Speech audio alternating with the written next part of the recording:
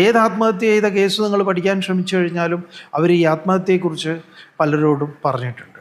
അതിന് ശ്രീരാമൻ സരയൂലേക്ക് പോയത് ആത്മഹത്യയല്ലേ എന്ന് നമ്മൾ രാമായണം വായിച്ച്, അതല്ല, അതൊക്കെ അതിൻ്റെ ഒരു കഥയായിട്ട് വായിച്ച് അതിൻ്റെ പൂർത്തീകരണം നടത്തി ജീവിതത്തിൽ നിന്ന് വിട്ടുപോകുന്നതാണ്.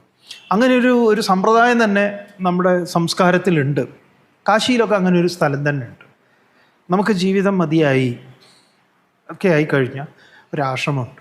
അവിടെ പോയി വെള്ളം മാത്രം കുടിച്ച്, പിന്നെ ഒരു തുളസി ഇലയും കഴിച്ച്, പിന്നെ വെള്ളം കുടിയും നിർത്തി തനിയെ അങ്ങോട്ടേക്ക് ജീവിതം അവസാനിപ്പിക്കുക. സന്തോഷമായിട്ട് ചെയ്യുന്നതാണ്, അല്ലാതെ ആരോടെങ്കിലുള്ള വിദ്വേഷത്തിൽ നിന്നോ നിരാശയിൽ നിന്നോ അല്ല. മരണം അങ്ങനെയൊന്നും, മരണം സുഖമായിട്ട് അനായാസേന മരണം എന്നാണ് നമ്മുടെ പ്രാർത്ഥന തന്നെ. ഈ ആത്മഹത്യ അനായാസേനയുള്ളതാണോ? ഇല്ലല്ലോ.